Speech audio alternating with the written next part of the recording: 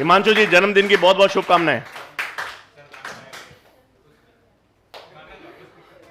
ठीक है, तो वो स्ट्रैटेजीज वाला जो चैप्टर है उसमें टिश्यू कल्चर हम पढ़ेंगे।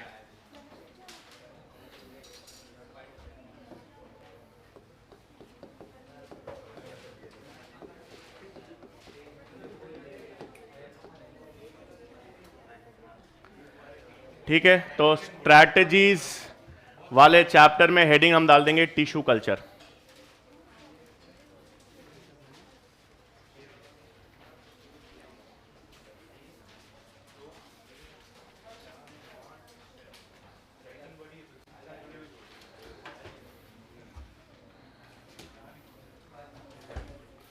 ठीक है, अब बेसिकली यहां पर जो टिश्यू कल्चर का मतलब है वो बेसिकली है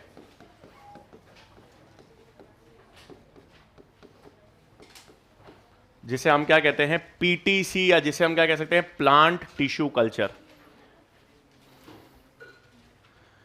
अब पहली चीज मुझे ये बताओ, टिश्यू तो ठीक है, कल्चर का मतलब क्या होता है?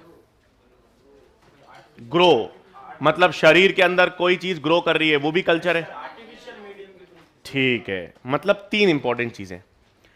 कल्चर का मतलब होता है जब आप किसी भी, जैसे टिश्यू प्लांट की बात हो रही है, तो आप किसी भी प्लांट पार्ट को किस कंडीशन में, लेबोरेटरी यानी इन विट्रो,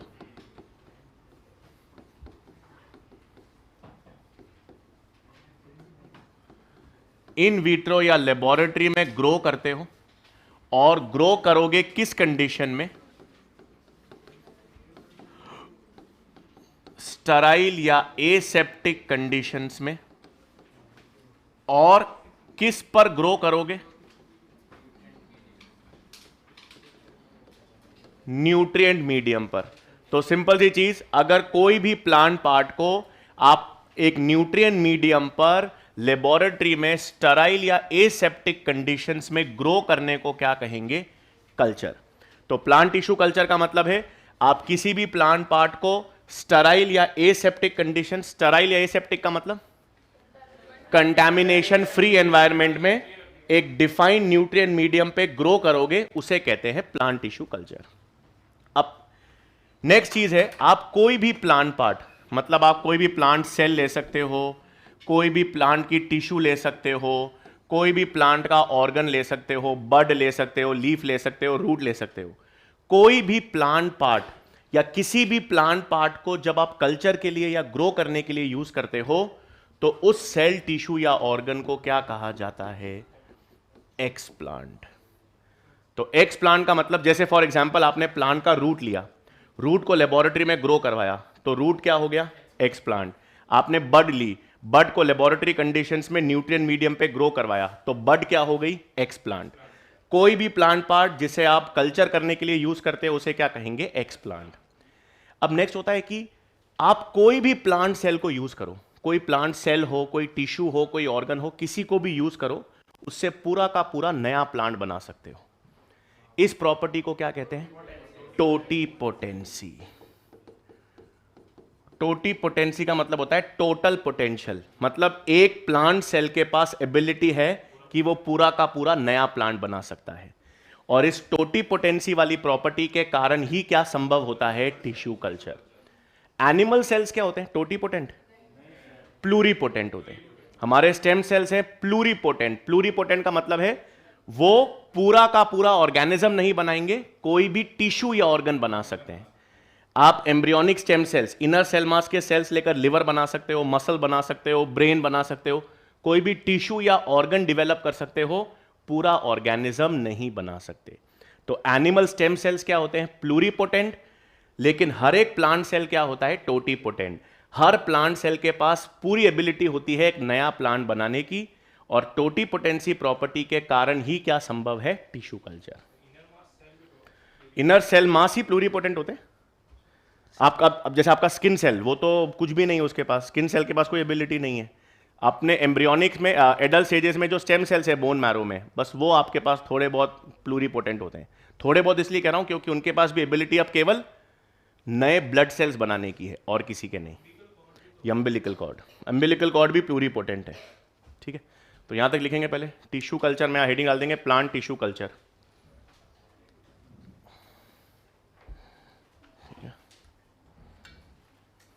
लिखेंगे it is the process in which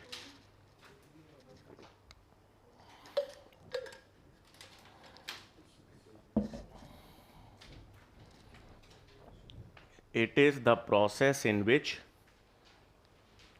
any plant part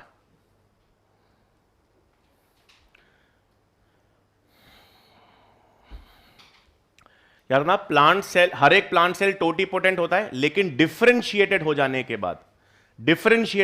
के बाद उसमें टोटीपोटेंसी खत्म हो जाती है। जब तक वो अनडिफरेंशिएटेड होगा तब तक उसमें टोटीपोटेंसी रहेगी। ठीक है, हाँ, तो लिख लेंगे क्या लिखा है, process in which any plant part bracket में सेल टिश्यू और organ, any plant part cell tissue और organ, any plant part cell tissue और organ is grown in vitro,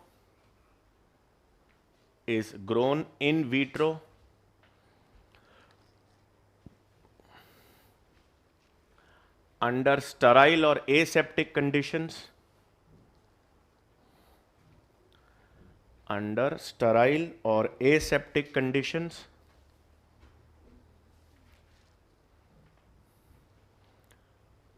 on a defined nutrient medium. It is a process in which any plant part मतलब cell tissue or organ is grown in vitro under sterile or aseptic conditions on a defined nutrient medium. ठीक है, फिर next point, plant tissue culture is possible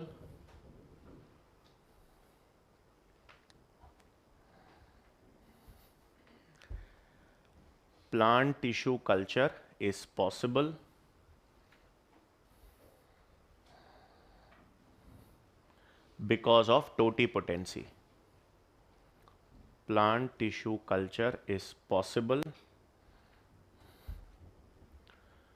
because of totipotency.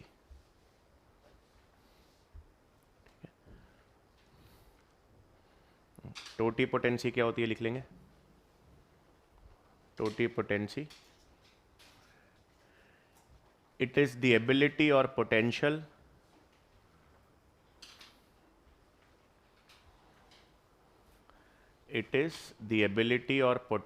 of every plant cell, it is the ability or potential of every plant cell to form or regenerate into a new plant,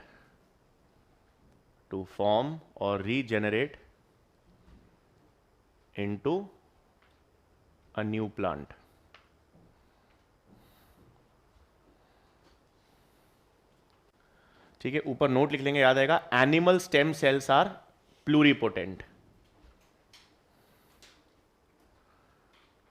note लिख लेना, animal stem cells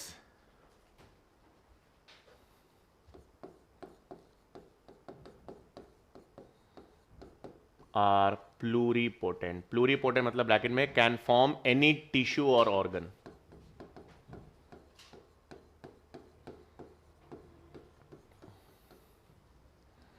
Pluripotent का मतलब bracket में can form any tissue or organ.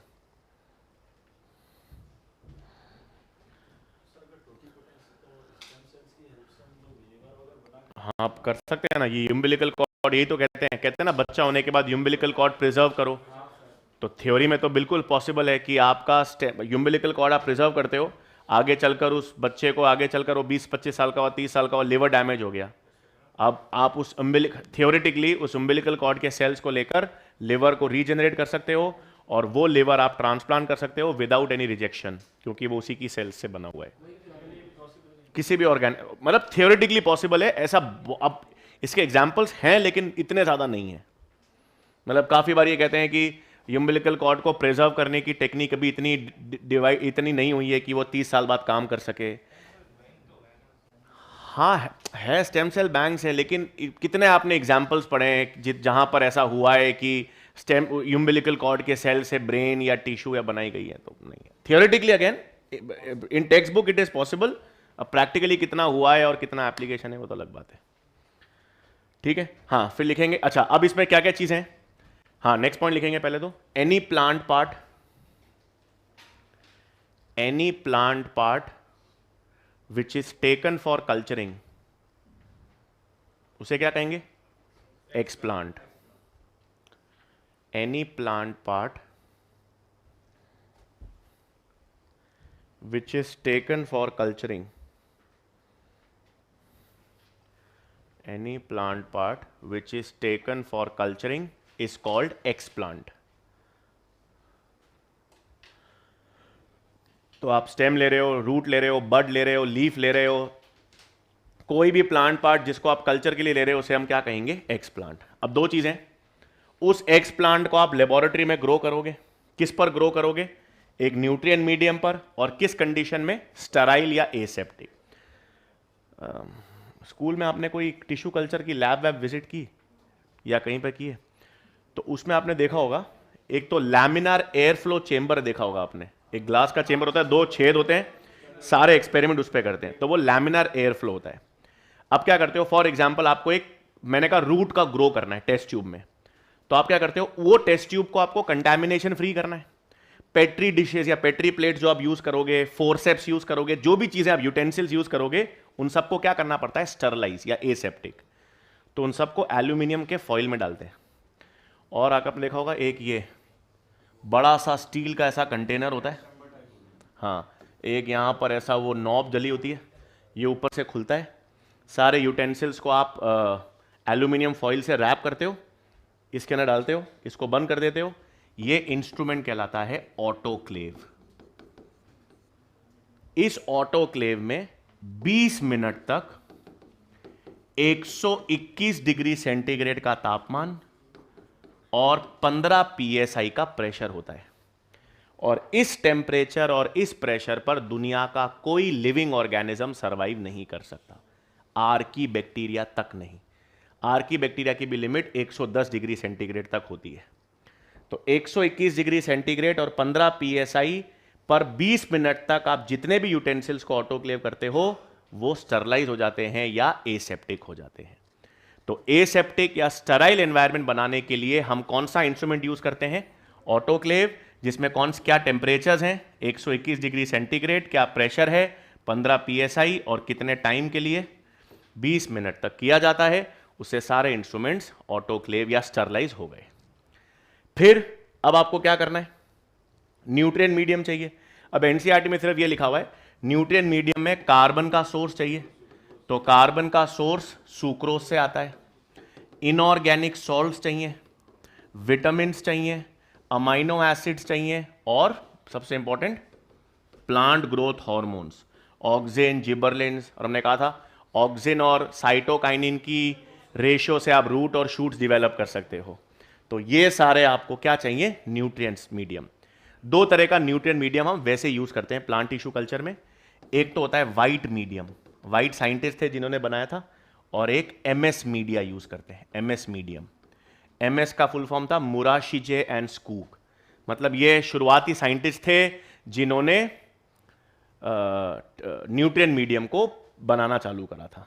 याद है अपन ने पढ़ा था, स्कूग और मिलर ने सबसे पहले ऑटोक्लेव्ड स्पर्म वेल शार्क नहीं था। तो वो ऑटोक्लेव्ड का मतलब है जब आप कोई भी टिश्यू कल्चर करते हो तो उसमें स्टरलाइज करने के लिए हम कौन सा इंस्ट्रूमेंट यूज करते हैं? ऑटोक्लेव। ठीक है, तो लिखेंगे point next.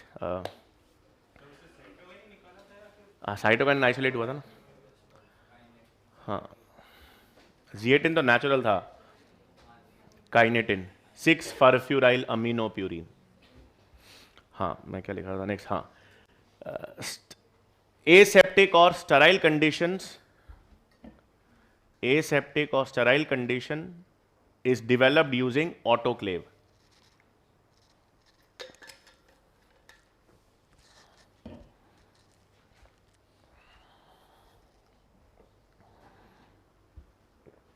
aseptic or sterile condition is developed using autoclave.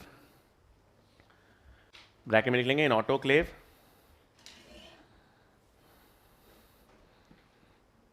temperatures of 121 degree centigrade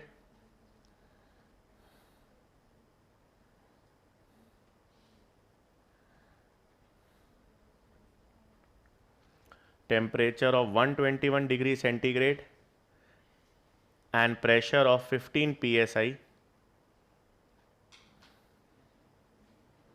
and pressure of 15 psi is used for 20 minutes. Is administered for 20 minutes.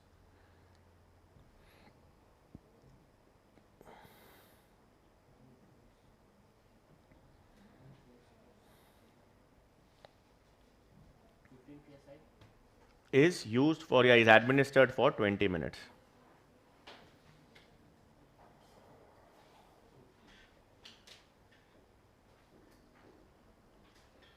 ठीक है, तो ये ऑटोक्लेव हो गया.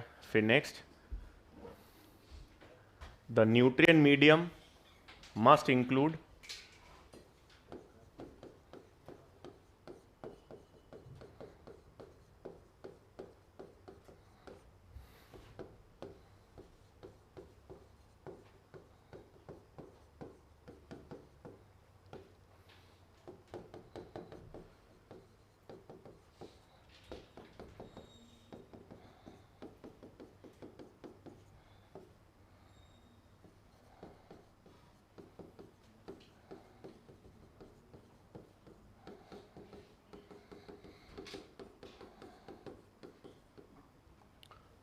The nutrient medium must include ये सारी चीज़ें, sucrose as carbon source, inorganic salts, vitamin, amino acids and growth hormones.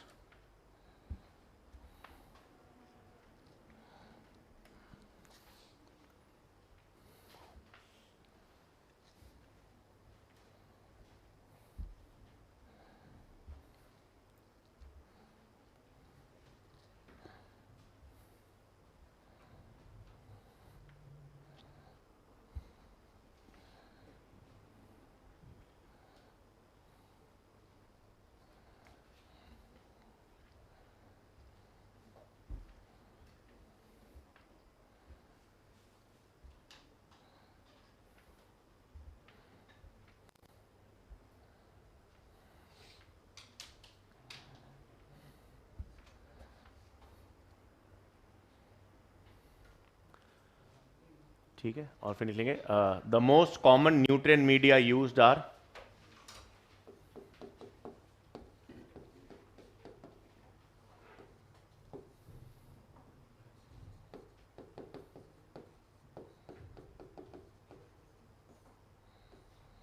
the most common nutrient medium used are MS medium and white medium.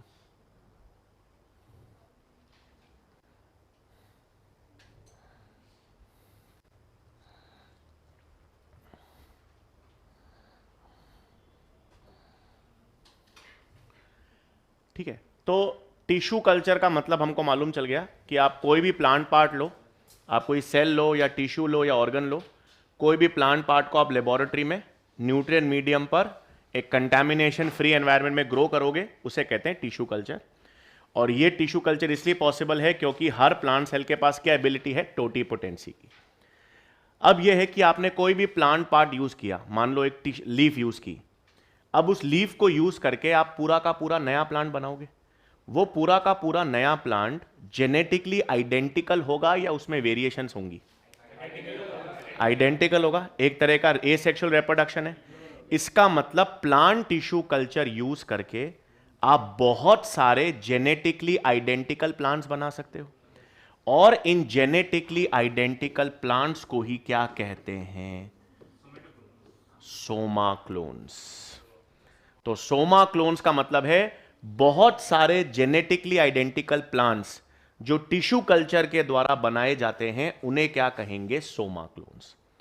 तो अब आप इसको अप्लाई कैसे करोगे? आप टिश्यू कल्चर से बहुत सारे जेनेटिकली आइडेंटिकल प्लांट्स या सोमा क्लोन्स जब बनाते हो तो उस प्रोसेस को क्या कहा जाता है? Micro propagation. माइक्रो प्रोपगेशन ये प्रोसेस है, एक ऐसा प्रोसेस है, एक ऐसी प्रक्रिया है जिसमें टिश्यू कल्चर का यूज करके असंख्य बहुत सारे क्या बनाते हैं, जेनेटिकली आइडेंटिकल प्लांट्स। और उन जेनेटिकली आइडेंटिकल प्लांट्स को क्या कहा जाता है, सोमा क्लोन्स। और उस प्रोसेस को क्या कहा जाएगा, माइक्रो प्रोपगेशन। लिखेंगे पॉइंट्स, मतलब यहां पे लिखेंगे पहले micro propagation.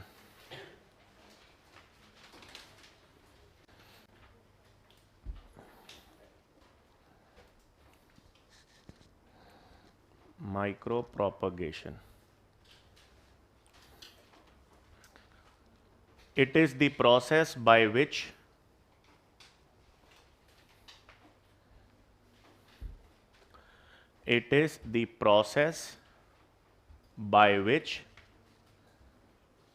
a large number of genetically identical plants, it is the process by which a large number of genetically identical plants are produced through tissue culture. It is the process by which a large number of genetically identical plants are produced through tissue culture.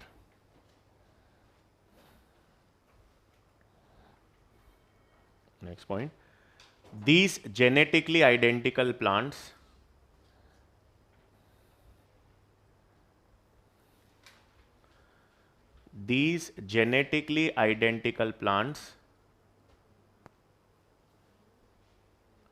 are called soma clones.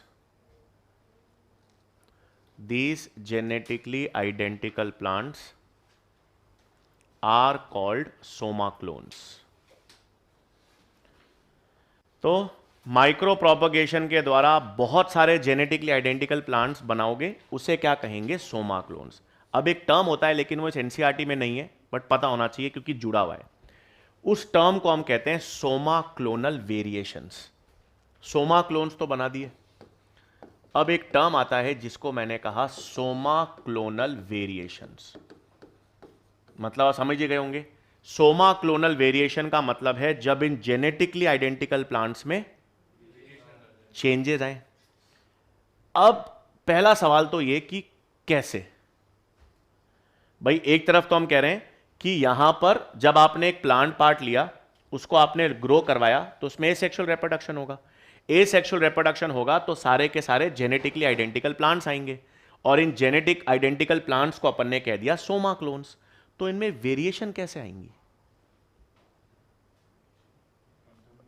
ठीक है, तो अब इसका मैं question मानता हूं, आप मुझे सोच के जवाब देना।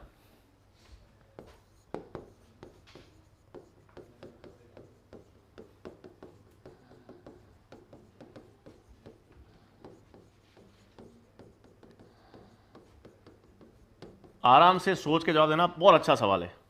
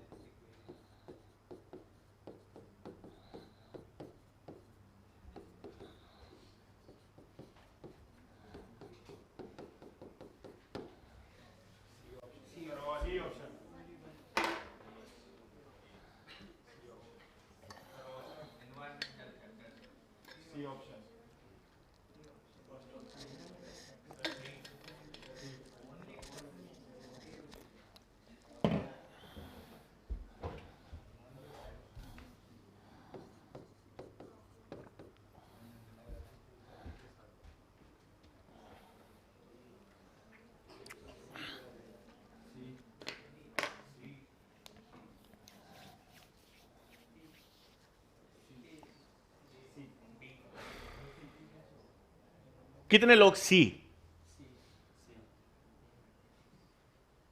शाबाश। सोमा क्लोन्स है, ऑब्वियस ही बात है कि इनमें सेक्सुअल रिप्रोडक्शन तो नहीं हुआ। जब सेक्सुअल रिप्रोडक्शन नहीं हुआ मतलब मियोसिस नहीं हुआ, ये तो आउट ही हो गए। आज जेनेटिकली आइडेंटिकल प्लांट्स आप बना रहे हो, इसका मतलब उसमें मियोसिस नहीं हुआ, उसमें क्रॉसिंग ओवर और रिकॉम्बिनेशन तो हुआ ही नहीं, ये तो आउट हो गए।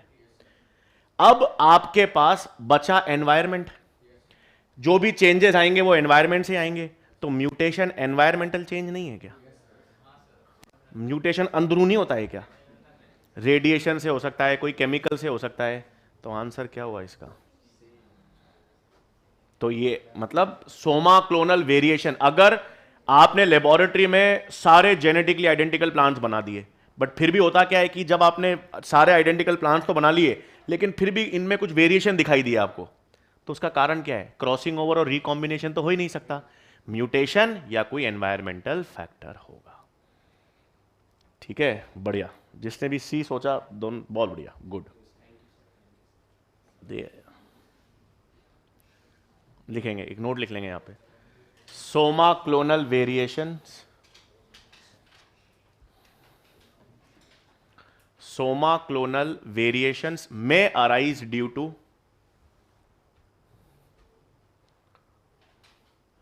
soma clonal variations may arise due to mutations or other environmental factors.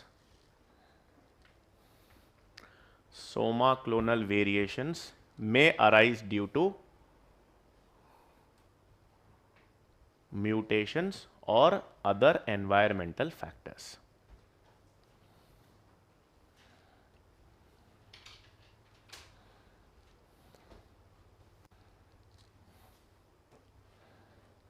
ठीक है, फिर नेक्स्ट हेडिंग अब यहां पे एप्लीकेशंस ऑफ माइक्रो प्रोपगेशन।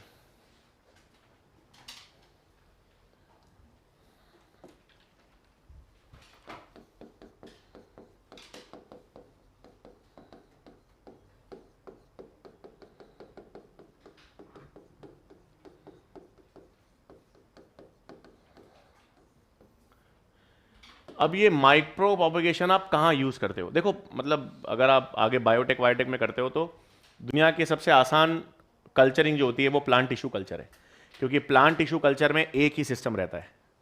मतलब वही न्यूट्रिएंट मीडियम आप यूज़ करते हो, वही स्टराइल एसेप्टिक कंडीशंस करते हो। तो इसका मतलब है सिर्फ हम क्या करते हैं, एक्सप्लांट चेंज करते रहते हैं। आपका ऑब्जेक्टिव क्या है? अगर मान लो आपको बहुत सारे जेनेटिकली आइडेंटिकल प्लांट्स बनाने हैं, तो जिस प्लांट को आप जेनेटिकली आइडेंटिकल कॉपीज बनाना चाहते हो उसका कोई भी प्लांट पार्ट ले लो, उसको ग्रो करवाओ, उससे जितने नए प्लांट्स बनेंगे सब जेनेटिकली आइडेंटिकल हैं। तो एक तो माइक्रो प्रोपगेशन का एक एप्लीकेशन तो क्या है, अगर आपको कोई जर्म प्लाज्म कंजर्व करना है, आप चाहते हो कि ये जेनेटिक फीचर्स मुझे यूं के यूं चाहिए, वही एपोमिक्सिस वाला एडवांटेज भाई। अगर आप नहीं चाहते कि कोई कैरेक्टर चेंज आए, आप ऐसे ही जेनेटिक कैरेक्टर्स को आगे भी इसी तरह से रखना चाहते हो, तो आप माइक्रो प्रोपगेशन करोगे। बट एनसीईआरटी में सबसे इंपॉर्टेंट एप्लीकेशन दे रखा है production of virus free plants.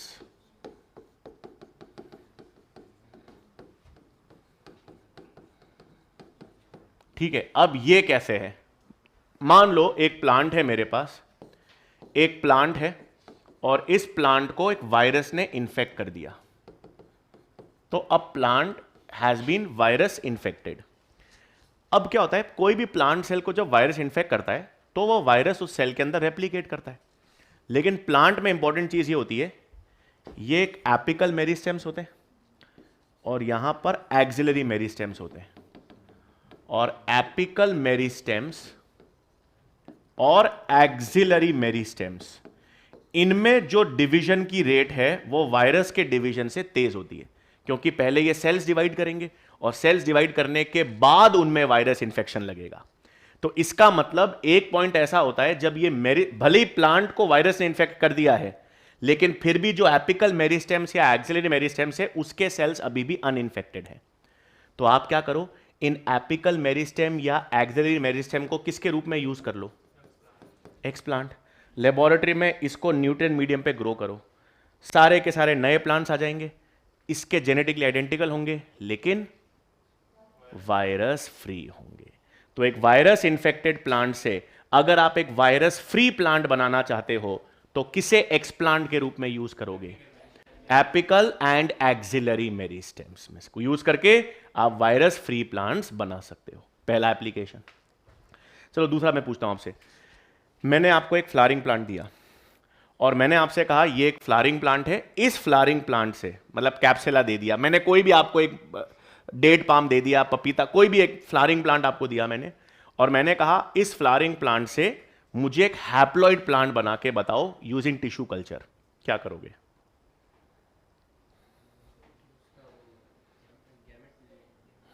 Simple, उसका माइक्रोस्पोर ले लो, उसके पोलन ग्रेन ले लो।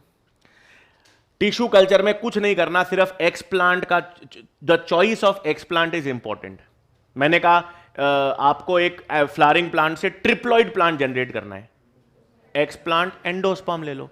तो हम मतलब इसकी एप्लीकेशन में production of virus free plant से प्रोडक्शन ऑफ हैप्लॉइड प्लांट्स, तो हैप्लॉइड प्लांट्स जनरेट करने हैं आपको डिप्लॉइड प्लांट से, तो एक्सप्लांट के रूप में पोलन ग्रेन, मेगास्पोर, ओव्यूल, ये सब आपको कर सक रहे हो।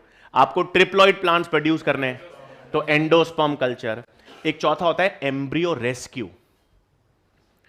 एम्ब्रियो रेस्क्यू का मतलब, मान लो सीड के अंदर एम्ब्रियो पनप रहा है, अब वो एम्ब्रियो में एक ही प्रॉब्लम आ सकती है कि अगर सीड में पर्याप्त एंडोस्पर्म ना हो, पर्याप्त न्यूट्रिशन ना हो, तो वो एम्ब्रियो एबॉर्ट हो जाएगा क्योंकि उसको न्यूट्रिशन नहीं मिल रहा।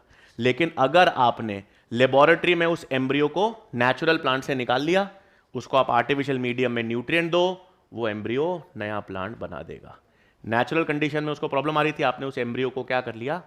रेस्क्यू, उसको न्यूट्रिएंट डिप्लीशन से निकालकर आपने न्यूट्रिएंट रिच मीडियम में ग्रो करवा दिया। ये सब किसके एप्लीकेशंस हैं? माइक्रो प्रोपगेशन के। ठीक है, लिखेंगे। माइक्रो प्रोपगेशन में सबसे पहला आ जाएगा प्रोडक्शन ऑफ, एनसीईआरटी में production of virus free plants.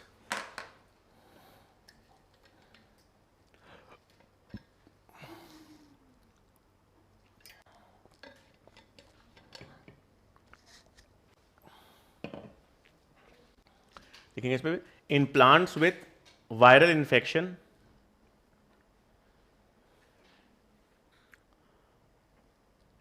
in plants with virus infection,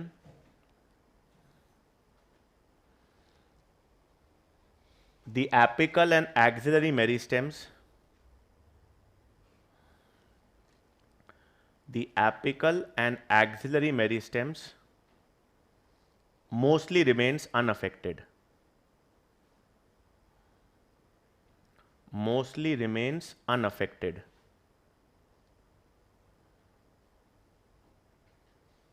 mostly remains unaffected.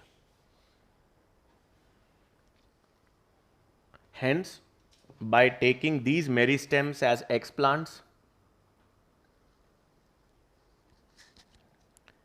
hence by taking these meristems as explants,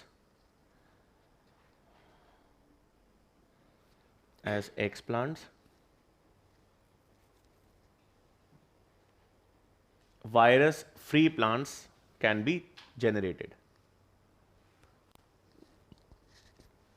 Virus free plants can be generated.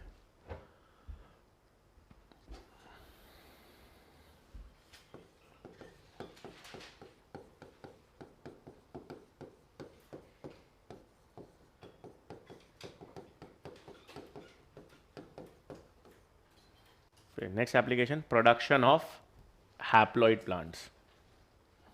Haploid plants में आप simple लिख सकते हो anther culture,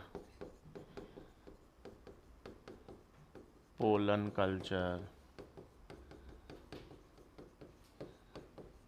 जिस culture के आगे लिखा है मतलब वो एक्सप्लांट है। एंथर कल्चर में एक्सप्लांट क्या हो गया? एंथर। पोलन कल्चर में एक्सप्लांट क्या हो गया? Pollen grains. ओव्यूल कल्चर में एक्सप्लांट क्या हो गया? ओव्यूल्स। इससे आप हैप्लॉइड प्लांट बना सकते हो।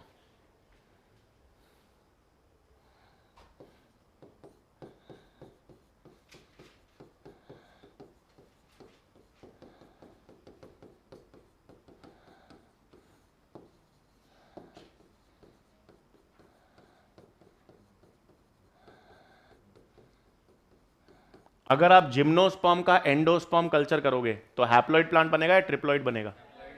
हैप्लॉइड बनेगा जिम्नोस्पर्म्स में।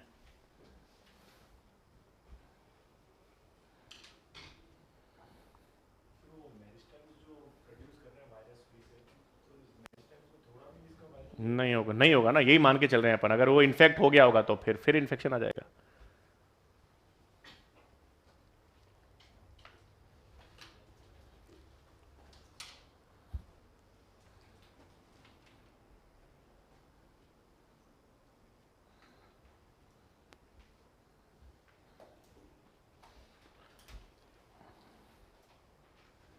और चौथी एप्लीकेशन लिख देना, एम्ब्रियो रेस्क्यू।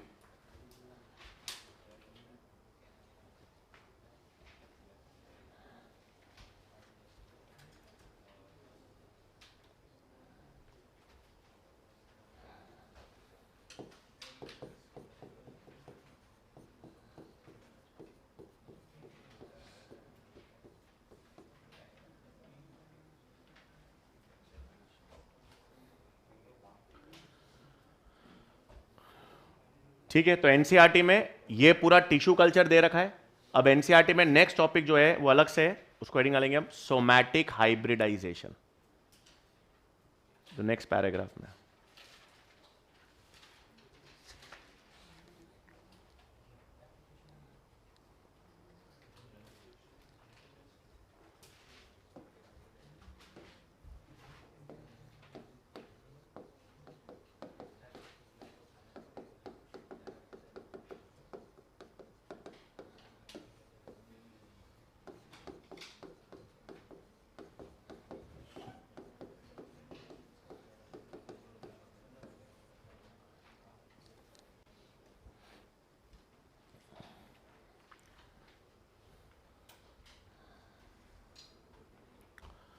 ठीक है, सोमैटिक हाइब्रिडाइजेशन या जिसे हम कहते हैं प्रोटोप्लास्ट फ्यूजन।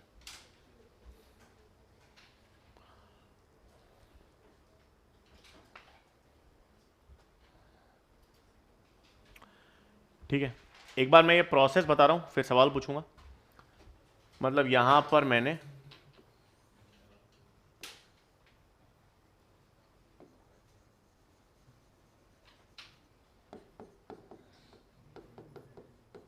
ये प्लांट सेल ए,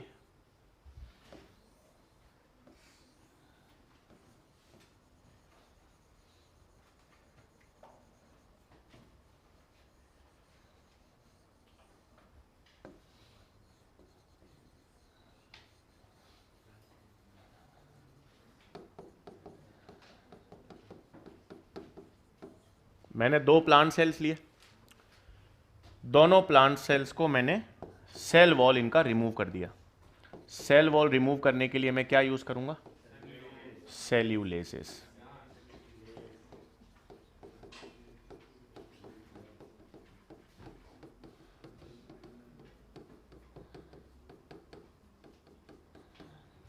जैसे ही मैं सेल वॉल को रिमूव कर देता हूं या हटा देता हूं,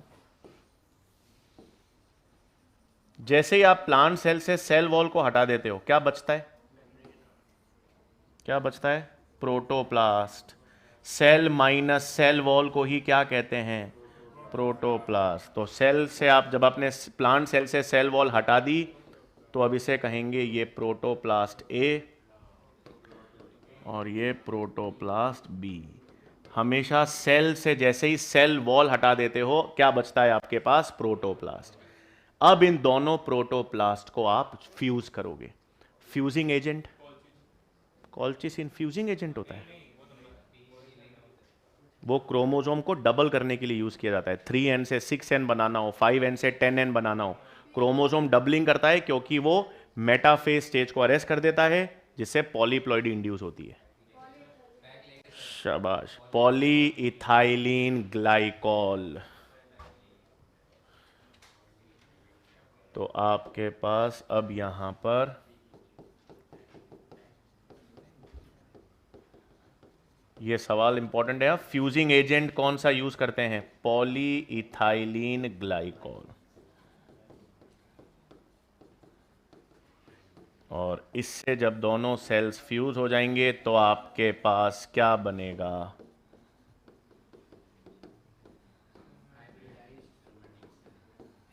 ये सोमैटिक हाइब्रिड। अब मेरे दो तीन सवाल हैं, मतलब एक तो ये सिंपल है कि प्रोटोप्लास्ट फ्यूजन या सोमैटिक हाइब्रिडाइजेशन का प्रोसेस क्या है। हम दो प्लांट सेल्स लेते हैं, दोनों प्लांट सेल्स के सेल वॉल को हम रिमूव करते हैं।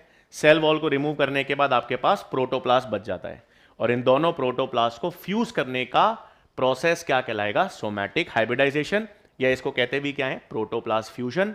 और इसको फ्यूज करने के लिए क्या यूज करते हैं? Polyethylene glycol. अब दो चीजें, पहला सवाल तो यह है कि क्यों सोमैटिक हाइब्रिडाइजेशन करने की जरूरत क्यों पड़ी? वेरिएशन कैसे नहीं आ रहे इसमें? फर्टिलाइज फ्यूजन हो रहा है, फ्यूजन का मतलब दोनों सेल्स के कैरेक्टरिस्टिक्स आ रहे हैं। वेरिएशन कब? देखो, सेक्सुअल रिप्रोडक्शन में एक तो मियोसिस से वेरिएशन आता है, और उसके बाद जब सिनगैमी होती है तो दोनों के कैरेक्टर्स आ रहे हैं। तो यहां पर तो दोनों के कैरेक्टर्स आ रहे हैं आपके पास। हाँ, तो न्यूक्लियस, सोमैटिक हाइब्रिडाइजेशन में साइटोप्लाज्म और न्यूक्लियस दोनों फ्यूज हो रहे हैं।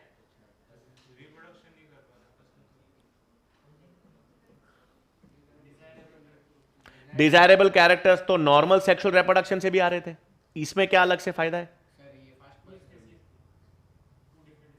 शाबाश। एक तो ये कि सर मुझे दो डिफरेंट स्पीशीज चाहिए, जैसे एनसीईआरटी में देखा, एक पटेटो है और एक टमेटो है। नेचुरली पटेटो पटेटो फ्यूज करते हैं, टमेटो टमेटो। मुझे डिफरेंट स्पीशीज का अगर फ्यूजन करना है तो मेरे पास सिर्फ सोमैटिक हाइब्रिडाइजेशन है। वेरी गुड, एक तो ये एडवांटेज। दूसरा, न्यूक्लियर सेक्सुअल रिप्रोडक्शन में सिर्फ न्यूक्लियर कैरेक्टर्स कंबाइन होते हैं। भाई मेल और फीमेल गेमीट का न्यूक्लियस कंबाइन होता है, साइटोप्लाज्म तो सिर्फ गेमीट का आता है, फीमेल का। इसमें दोनों सेल्स के न्यूक्लियस के साथ साथ साइटोप्लाज्म का भी फ्यूजन हो रहा है। तो सोमैटिक हाइब्रिडाइजेशन के दो डिस्टिंक्टिव एडवांटेजेस हैं। एक तो ये इंटर स्पीशीज हो सकता है, और दूसरा इसमें न्यूक्लियस के साथ साथ साइटोप्लाज्मिक कैरेक्टर्स भी इनकॉर्पोरेट या फ्यूज हो जाते हैं। ठीक है, बना लो फिर लिख लेंगे।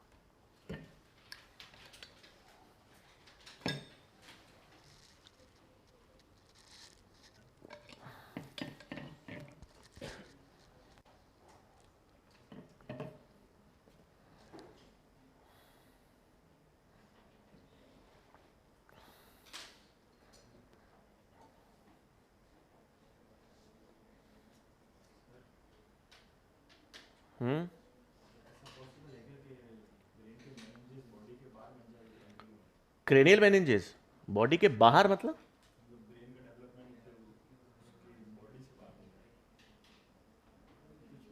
अभी सर एक केस आया सर, उसमें है ना एक न्यूबॉर्न है ना, उसके नहीं नहीं 1 साल का है ना लड़का, नहीं लड़की थी पता नहीं लड़का, उसके सर ब्रेन के अंदर है ना ट्विंस बन गए। हाँ सर, न्यूज़ पे ही है सर, कहाँ बताना मुझे, चाइना के, मैं बताऊंगा आपको। ब्रेन के अंदर ब्रेन ट्विंस? के अंदर ट्विंस बन गए, वो कोई डिसऑर्डर है। अब यार होगा मतलब, अब मेरे को नहीं पता, अगर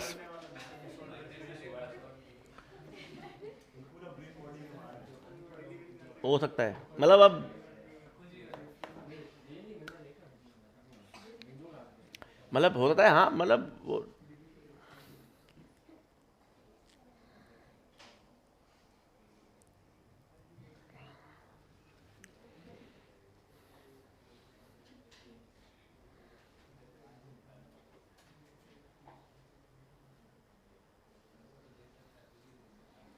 फिर तो सर उसका दिमाग तो घुटनों में होगा।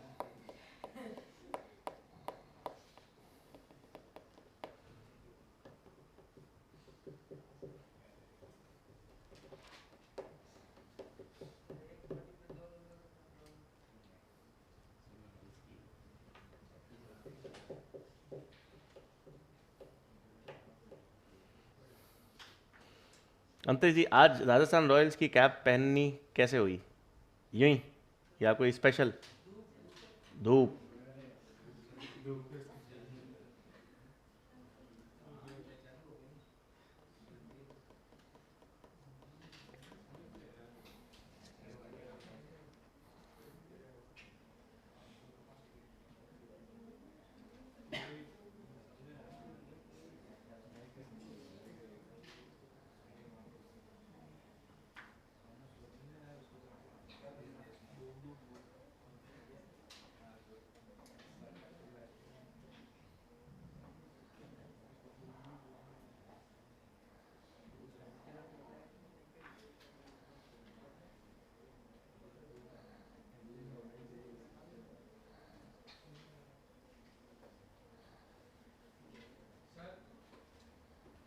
हम्म,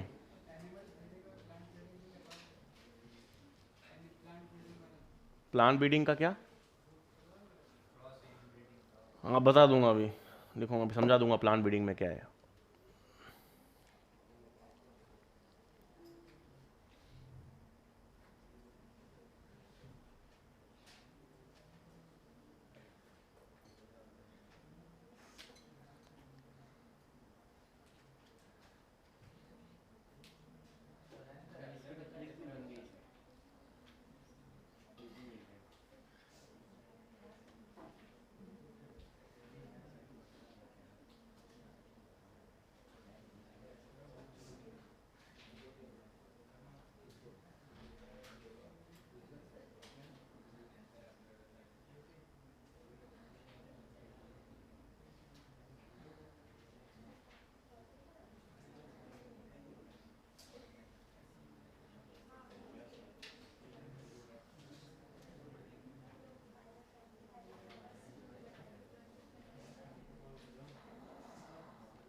लिख लिया?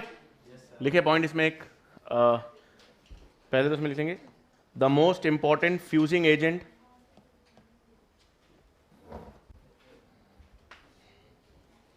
The most important fusing agent is polyethylene glycol.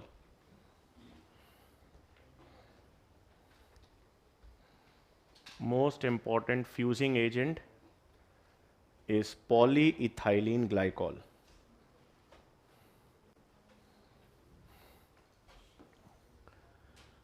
फिर एडवांटेजेस ऑफ सोमैटिक हाइब्रिडाइजेशन।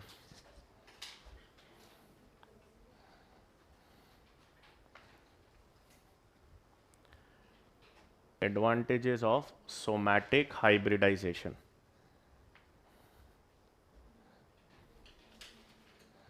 ठीक है। पहला, both nuclear and cytoplasmic characters are combined.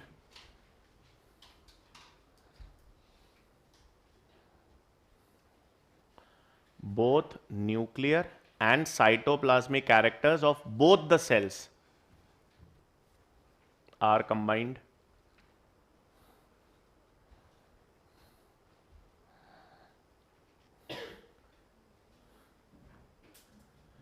वो इम्यून सिस्टम में आपने वो पढ़ा होगा ना, मोनोक्लोनल एंटीबॉडीज, हाइब्रिडोमा टेक्नोलॉजी, उसमें भी फ्यूजिंग एजेंट कौन सा लेते हैं? Polyethylene glycol. एक बी लिम्फोसाइट जो एंटीबॉडी का सोर्स है और माइलोमा सेल जो कैंसर सेल्स है, दोनों को फ्यूज करने के लिए पॉलीइथाइलिन ग्लाइकॉल यूज करते हैं। फ्यूज करने के लिए हमेशा पॉलीइथाइलिन ग्लाइकॉल। इसलिए पहला एडवांटेज हो गया। हाँ, और next second advantage, different species, या इसमें ऐसे protoplast of different species can be fused. Protoplast of different species can be fused. मतलब एग्जांपल में लिख लेंगे potato and tomato to form pomato.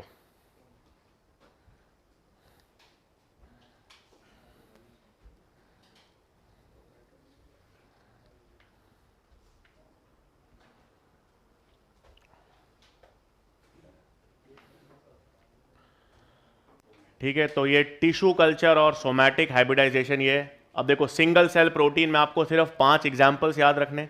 Source of proteins कौन कौन से? एक तो माइक्रोब्स हैं, माइक्रो ऑर्गेनिज्म में स्पाइरुलिना है, क्लोरेला है, बैक्टीरिया में मिथाइलोट्रोपस मिथाइलोफाइलस है, और अलग से मशरूम्स हैं। तो ये एग्जाम्पल्स आपको सिंगल सेल प्रोटीन के याद रखने हैं। ठीक है, देखो बाकी इस चैप्टर में एक बार रीडिंग मार लेना, मतलब गधे घोड़े और हिसार डेल कॉस्की की वेराइटीज हैं, आपको ध्यान में रखना है। एक इंपॉर्टेंट चीज़ है जब प्लांट ब्रीडिंग है, अब प्लांट ब्रीडिंग में स्टेप्स हैं। स्टेप्स क्या है? जैसे फॉर एग्जांपल आपको एक ऐसा प्लांट बनाना है जिसमें डिजीज रेजिस्टेंट और हाई प्रोडक्टिविटी वाले फीचर्स हो। ठीक है, अब आपको एक ऐसे प्लांट्स डेवलप करने हैं जिसमें डिजीज रेजिस्टेंस और हाई प्रोडक्टिविटी है। तो अब आप क्या करोगे? फॉर एग्जांपल आप किसान का खेत में गए, अब खेत में आपको मैंने कहा टमाटर है या मिर्ची है, मिर्ची की एक ऐसी वैरायटी चाहिए जिस पे डिजीज ना लगे और जो प्रोडक्टिविटी भी बढ़िया दे। तो आप क्या करोगे? उस मिर्ची के जितने वेराइटीज अवेलेबल हैं उन सबको कलेक्ट करोगे, जिसे हम कहते हैं जर्म प्लाज्म कलेक्शन। ठीक है, मतलब उस खेत में, उस एरिया में, उस क्षेत्र में मिर्ची के जितने अलग अलग किस्में हैं, जितनी अलग अलग वेराइटीज हैं, उन सबको आप इकट्ठा करोगे। ये आया पहला, कलेक्शन ऑफ वेरिएशंस या कलेक्शन या जर्म प्लाज्म कलेक्शन। अब उसमें से आप देखोगे कि आपको कौन कौन से लक्षण चाहिए। भाई आपको ये मिर्च है, ये तीखी है, नहीं मेरे को फ्लेवर इतना इंपॉर्टेंट नहीं है, टेस्ट मेरे लिए इतना इंपॉर्टेंट नहीं है, मेरे लिए डिजीज रेजिस्टेंट इंपॉर्टेंट है, मेरे लिए प्रोडक्टिविटी इंपॉर्टेंट है। तो उन सब में से आप उन 2 वेराइटीज को चूज करोगे जिसमें डिजीज रेजिस्टेंस हो और जिसमें हाई यील्ड हो। तो आपने नेक्स्ट होता है सेलेक्टिंग पेरेंट्स, कि भाई इतनी सारी वेराइटीज हैं जिसमें फ्लेवर अलग है, कलर अलग है, टेस्ट अलग अलग है, लेकिन मैंने कौन सी कलेक्ट कर ली, अब मेरे को कौन सी यूज करनी है जिसमें डिजीज रेजिस्टेंस हो और जिसमें हाई यील्ड हो। तो मैंने पेरेंट्स को सेलेक्ट कर लिया। अब वही क्रॉस हाइब्रिडाइजेशन। क्रॉस हाइब्रिडाइजेशन है मतलब दोनों प्लांट्स को आपने क्रॉस करवाया। क्रॉस कराने पर अब आपको क्या निकलेंगे, रिजल्ट्स मिलेंगे। अब इनको टेस्ट करोगे कि भाई टेस्ट करोगे कि ये जो आपने क्रॉस से नया प्लांट बनाया है इसमें वो डिजायर्ड फीचर्स आए या नहीं, और आए तो एक्सप्रेस हो रहे हैं या नहीं। तो टेस्टिंग ऑफ रिकॉम्बिनेंट्स। और एक बार आपने टेस्ट कर लिया, हाँ वो उसमें वैरायटी, उसमें डिजीज रेजिस्टेंस भी है, उसमें हाई यील्ड भी है, फिर आप उसको कमर्शियली यूज करोगे। ये स्टेप्स है प्लांट ब्रीडिंग के। फिर प्लांट ब्रीडिंग को कंपेयर कर रखा है म्यूटेशनल ब्रीडिंग से। अब म्यूटेशनल ब्रीडिंग का मतलब है आप प्लांट्स में म्यूटेशन इंड्यूस कर रहे हो, और म्यूटेशन इंड्यूस करने के लिए कौन से रेडिएशंस यूज करते हैं, गामा रेडिएशंस।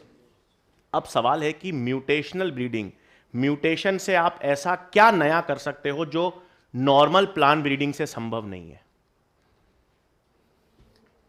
प्लांट ब्रीडिंग में आप ये स्टेप्स थे, अब प्लांट ब्रीडिंग, म्यूटेशनल ब्रीडिंग में ऐसा क्या एडवांटेज है, ऐसी क्या नई चीज है जो इस कन्वेंशनल प्लांट ब्रीडिंग से पॉसिबल नहीं है।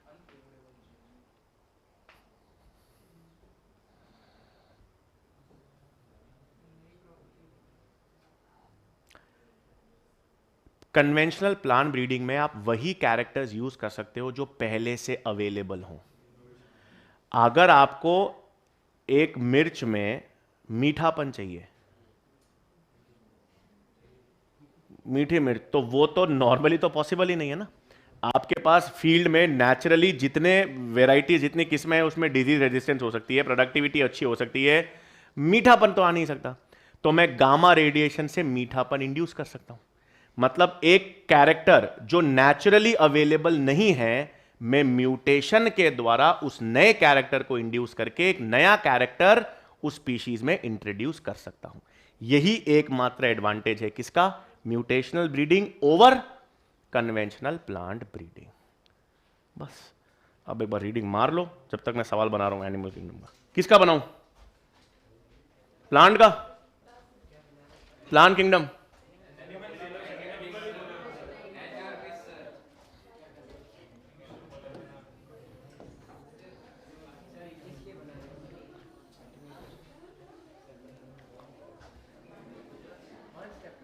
आप बोलो जिस चैप्टर का। हाँ आपको ही देना है, हमें भी नहीं, ही।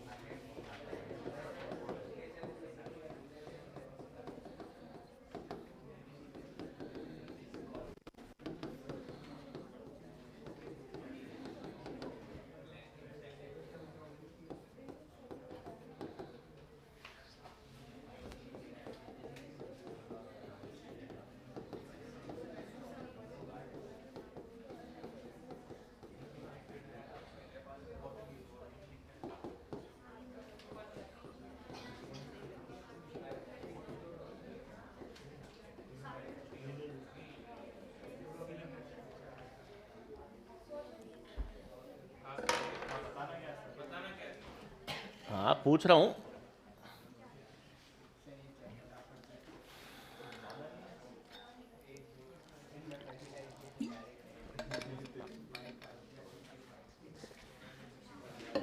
इसमें कितने स्यूडोसीलोमेट्स है? पहली बात तो है, स्यूडोसीलोमेट्स में किस फाइलम को ढूंढोगे? एस्केहेलमिंथस।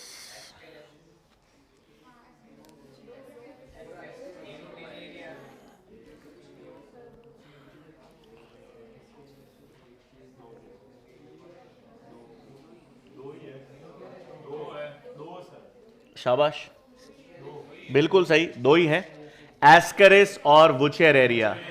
दोनों एस्केहेलमिंथस है, दोनों में स्यूडोसीलम है। शाबाश। इनमें से कितने एनिमल्स ट्रिप्लोब्लास्टिक प्लस यूसीलोमेट्स है? Triploblastic with यूसीलोमेट्स।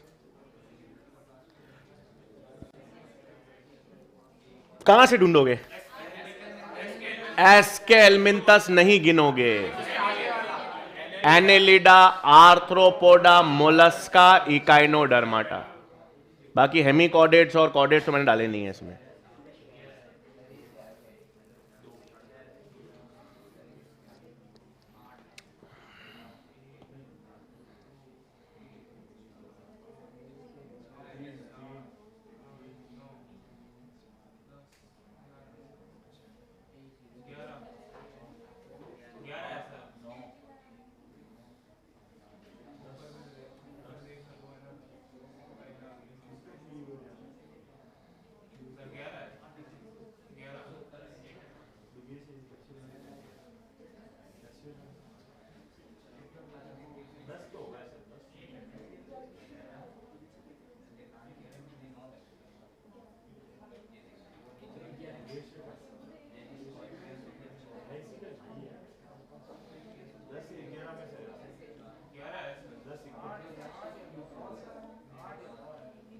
आठ, 9, 10, 11, चार ऑप्शंस आ गए।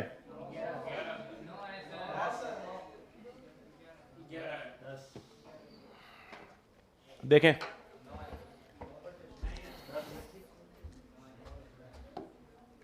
ट्रिप्लोब्लास्टिक यूसीलोमेट, क्या क्या ढूंढना है?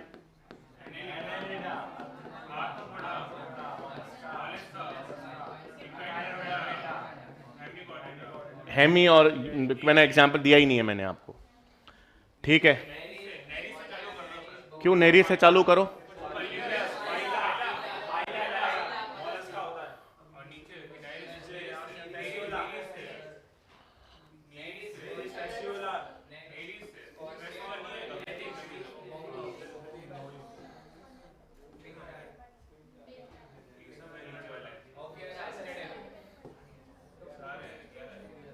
एक, दो, तीन, चार, 5, 6, 7, 8, 9, 10, 11।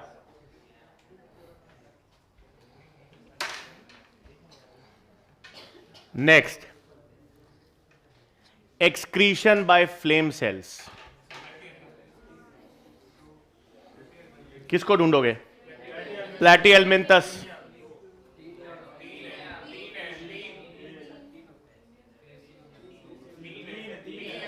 शाबाश।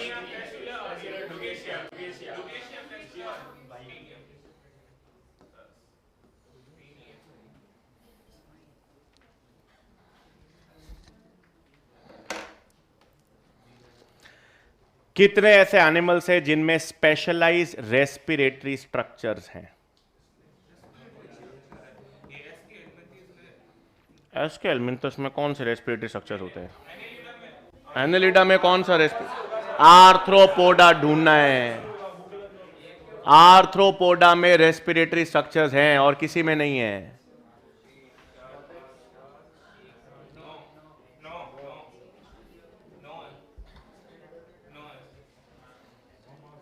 नौ है। इकाइनोडर्माटा में कौन सा रेस्पिरेटरी स्ट्रक्चर होता है? अगर आप एक चीज याद रखना,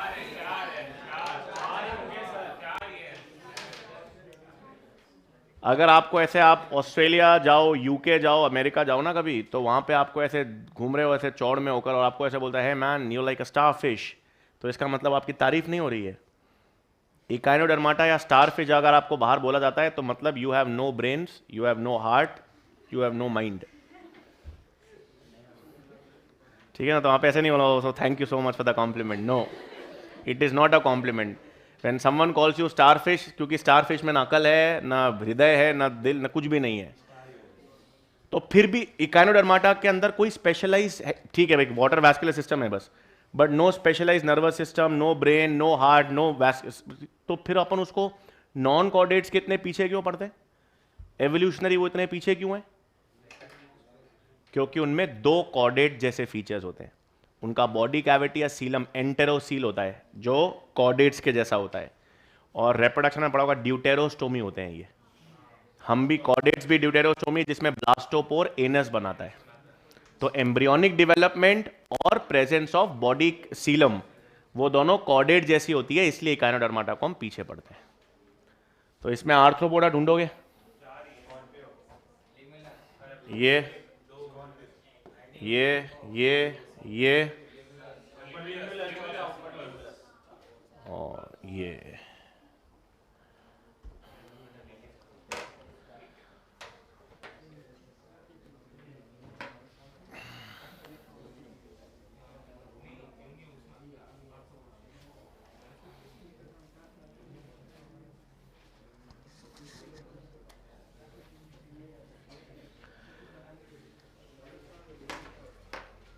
इसमें ना एक, मतलब जो कर सकता है वो करके दिखाना मुझे। इन सब ऑर्गेनिजम्स के कॉमन नाम कौन कौन लिख सकता है? जैसे कुछ नहीं, आप बताना नहीं, अपने आप लिखना है, मैं चेक करूंगा। जैसे टीनिया का है पोक टेपवर्म, कोशिश करो, जिस जिसके कॉमन नेम लिख पा रहे हो अच्छी बात है, बोलना नहीं है, कोशिश करो कितने लिख पा रहे हो ये देखना है।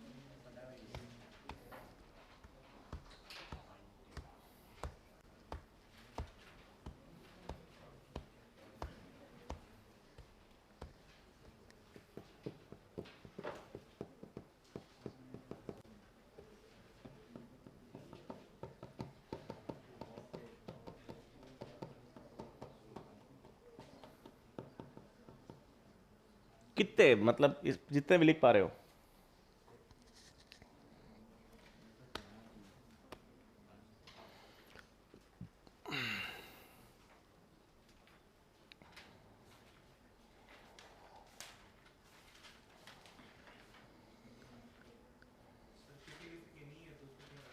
किसके नहीं है? किसके आप सोच रहे हो नहीं है? हाँ, बेरो के नहीं है बस। ओबेलिया है, ओबेलिया सी फर, बेरो के नहीं है, बिल्कुल मान गया।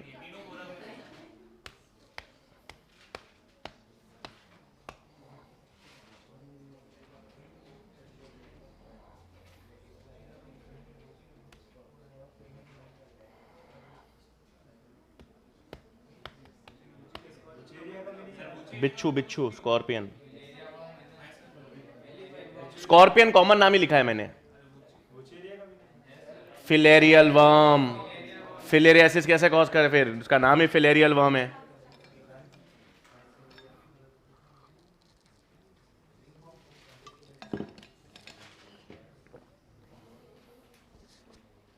ओके, और एक चीज, हाँ, ये कौन क्या बोला अभी, मैंने गलत सुना किसी से। रिंग वर्म कोई वर्म नहीं है, रिंग वर्म बीमारी है, दाद। एस्केरिस राउंड वर्म है, ये याद रखना, रिंग वर्म दाद होता है। Trichophyton, Epidermophyton, microsporum.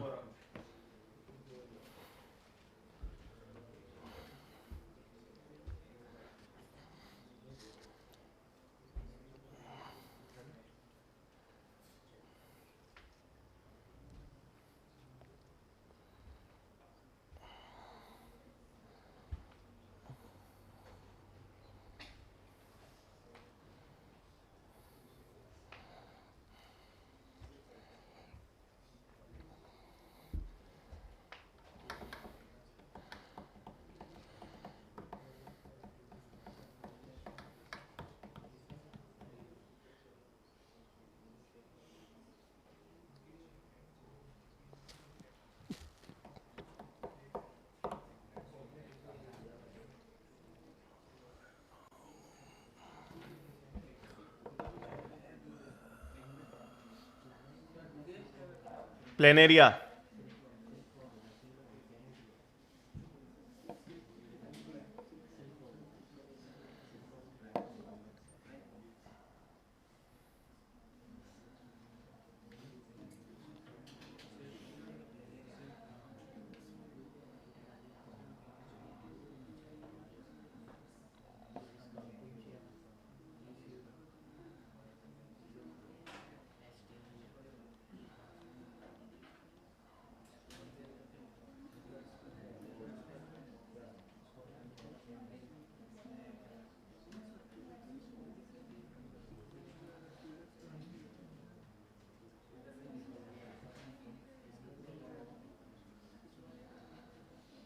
Done sir.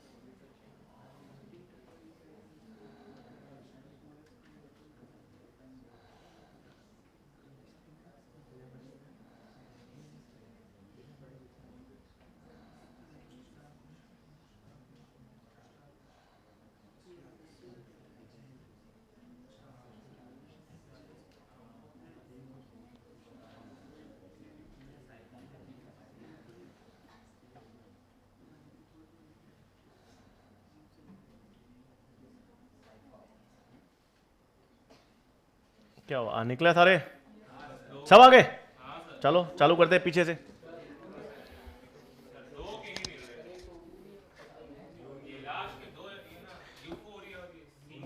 Euphoria कहाँ है? यूफोरिया का मतलब पता है क्या है? Extreme happiness.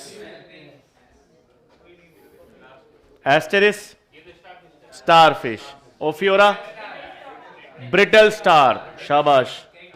Chiton, pearl oyster, pearl oyster,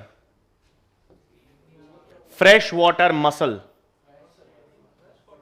fresh water Unio को कहते हैं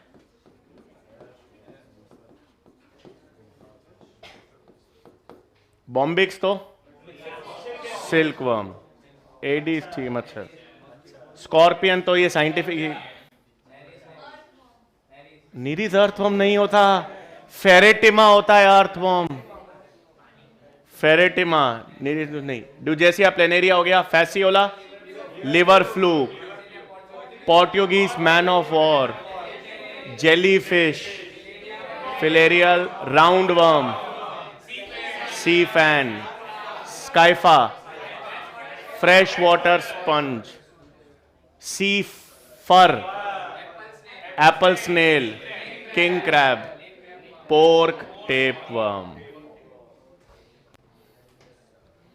मतलब बेस्ट अप्रोच ये है जब जब आप ब्रेक में कोई भी एनिमल में रिवीजन कर रहे हो, जब फीचर्स पढ़ पढ़ के थक जाओ या याद कर करके, बेस्ट है बॉक्स अप्रोच। बॉक्स बनाओ, जितने उदाहरण याद रख, जितने आपको याद है एक बार सबको अंदर डाल दो, फिर सबको ऐसे स्टार्ट विथ केओस, मतलब ऐसे रैंडमली जितने उदाहरण याद आ रहे हैं सबको एक बक्से में बंद कर दो, फिर उनको कस्टमाइज करो कौन कौन से किस फाइलम के हैं और उसके फीचर्स के बेसिस पर। मतलब रिवर्स अप्रोच है ये। अपन कैसे पढ़ते हैं, अपन पहले एक फाइलम पढ़ते हैं, एक फाइलम के फीचर्स फिर उसके एग्जाम्पल, फिर अपन पढ़ते हैं दूसरा फाइलम उसके फीचर्स एग्जाम्पल्स। तो ये तो एक सिस्टमैटिक तरीका है, लेकिन सिस्टमैटिक तरीके से आपने ब्रेन को ऐसे ट्यून नहीं किया कि मैं कहीं से भी सवाल बता दूं। तो आप बॉक्स में आपको रैंडमली जिस फाइलम, ये तो मैंने सिर्फ उसका लिया है नॉन कॉर्डेट्स का, इसमें आप हेमी कॉर्डेटा डाल सकते हो। कॉर्डेट्स में प्रॉब्लम नहीं आती क्योंकि कॉर्डेट्स के कैरेक्टर भी आसान है और एग्जाम्पल्स में प्रॉब्लम आती नहीं है जनरली। वो प्रॉब्लम किस में आती है, इसमें। तो आप इस तरह के एग्जाम्पल्स डालो, कोई भी फीचर्स बना दो। अभी जैसे अपन ने जनरल फीचर ले लो, इसमें सेगमेंटेशन ले लो, इसमें देख लो सबसे पहले डाइजेस्टिव सिस्टम किस में आया, यूनिसेक्सुअल एनिमल किस में आया, मतलब इस तरह से। तो वो आप तैयार कर सकते हो। अब कल क्लास लूँगा, कल क्या करना है, क्योंकि फिर नेक्स्ट वीक तो अब ज़रूरत है नहीं। नेक्स्ट क्या करोगे कल, आप बताओ। यूनियो किस किंगडम में? किंगडम तो एनिमेलिया, यानी कि जी यूनियो का फाइलम क्या है? मोलस्का। यूनियो, अपाइला, सब मोलस्कन्स।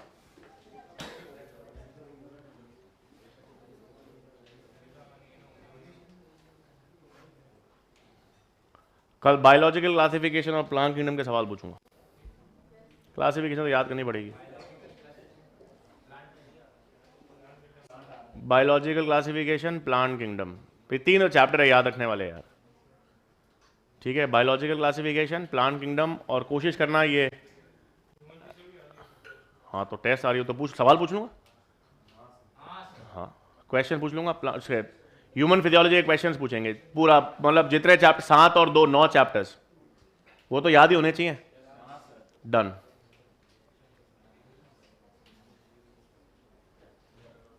और देखो अभी पढ़ लो, 5 मिनट है अभी।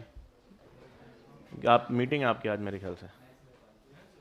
हाँ निर्मल सर के साथ 11:45 पे छोड़ना है इनको। हाँ तुम्हारे, आप लोगों की।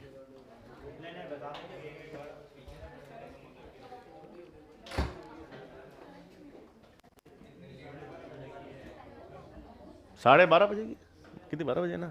अब द टाइम है 5 मिनट।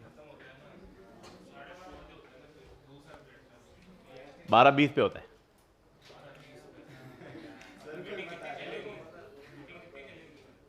मतलब आप, हाँ 15-20 मिनट।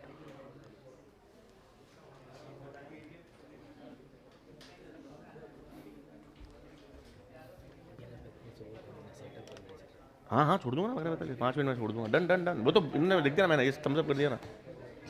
जूते बढ़िया लग रहे हैं।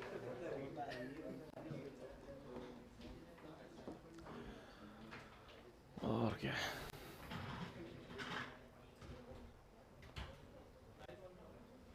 ये नेक्स्ट वीक केमिस्ट्री क्लास लगा देते हैं, एक्स्ट्रा हो जाएगा सिलेबस बढ़िया। 2 है ना, 2 क्लास हो जाएगा। 2 वीक फिर तो हो जाएगा काफ़ी। नहीं मैं बात करता हूँ। नहीं पर आप लोगों का मतलब ऑर्गेनिक वाला भी बाकी है और इनऑर्गेनिक, तो एक सर पढ़ा रहे हैं या अलग अलग पढ़ा रहे हैं? हाँ तो आपको भी अच्छा अलग अलग, तो उनको टाइम दो। इनऑर्गेनिक कौन पढ़ा रहा है? भाटी सर। अच्छा, और ऑर्गेनिक डीएवी सर ले रहे हैं। अच्छा तो अलग अलग है टाइमिंग। चलो करेंगे बाकी नेक्स्ट। बंद वाह आराम से।